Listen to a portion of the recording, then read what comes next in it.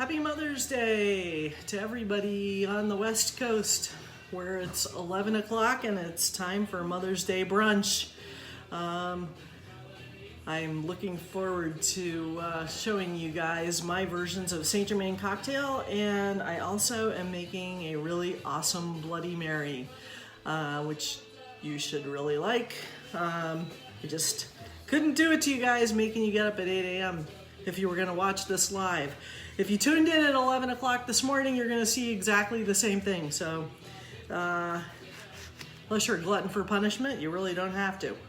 So, the first thing we're going to do, hope everyone's having a good Mother's Day so far. First thing we're going to do is the Saint Germaine Cocktail. Let's see, Saint Germaine, 3 ingredients: Prosecco, or you can use a sparkling wine or champagne, or you can use, if you don't like sparkles, you can use a Sauvignon Blanc too. So it's going to be mixed right in the glass. It's typically served in a Collins glass, but I like to put mine in a wine glass. And we're gonna put in 1.5 ounces, 1, 2, 3, 4, 1, 2 of Saint Germaine. It's made out of elderflower liqueur. It's sweet, so all the drier ingredients are going to cut through the sweet and just leave you with a really nice taste. So Saint Germaine, my Prosecco. It's about 1.5 ounces of Saint Germaine to about 2.5 ounces of Prosecco.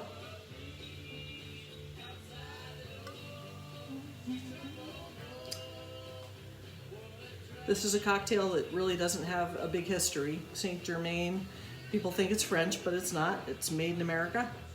And it was created by an American guy back in 2007. It's delicious. It's very refreshing. Flavor profile is sweet and dry. So, my club soda, splash to fill up the glass. A little bit more, and a little bit of a lemon peel, twisted and plopped in.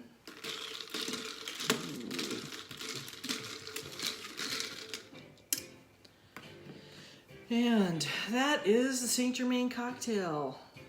And this is actually the first one I've had today because I gave my other one away. The only hardship with this is once you crack open a bottle of Prosecco, you got to drink it all. So hopefully you have multiple people in your house who will enjoy this. Very, very delicious, very refreshing. Hey, Sarah Flannery, happy Mother's Day. CJ, good to see you again. I really hope you're having a good day today. And now the Bloody Mary. Got my jigger. Do not, as I told my last group, don't buy Bloody Mary mix. You don't need to do it. It's super easy. You're either going to use tomato juice or, like I like, Clamato, my favorite. I love Clamato because this one, Picante, is slightly spicy anyway. So the ratio for a Bloody Mary ideally is 3 parts vodka to 9 parts of tomato juice. So I'm going to use 3 ounces of this. I've lost my jigger, so I'm doing it the old-fashioned way. Counting to 4 is about 1 ounce. 2, 3, 4. 1, 2, 3, 4. Okay, and then I'm going to put in my Clamato to take it up to the top of the jigger, which will be approximately 3 to 9. Okay? The Bloody Mary has a very interesting history.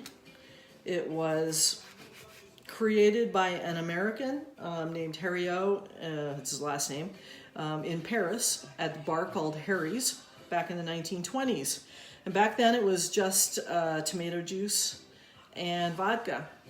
And when Monsieur Herriot moved to the King Cole Bar at the St. Regis Hotel in New York City, his customers found it to be really bland, so they asked him to spice it up.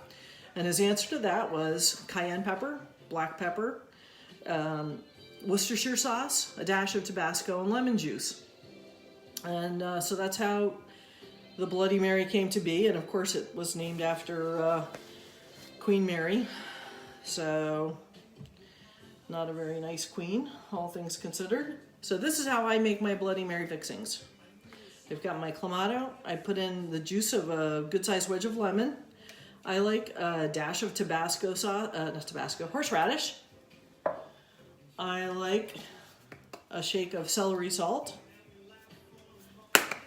I like the Worcestershire a lot. And of course, Tabasco. You can't have a Bloody Mary without Tabasco.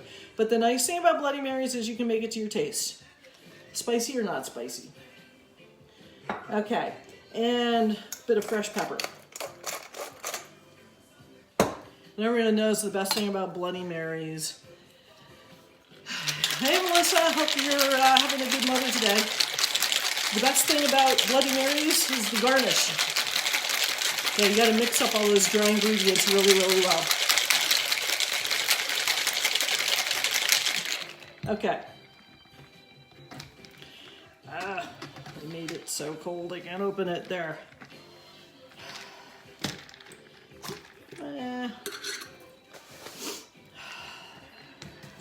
Okay. Before I pour it in, I do my traditional rimming of the glass with my favorite seasoning. Matt, this one's for you. Did you feel it? All right, I'm seasoning my glass with my favorite seasoner for cocktails, Trader Joe's chili lime seasoning. All right, once I get a good rim going on that, I'm going to pour in my cocktail, a Bloody Mary, without spilling it too badly, hopefully.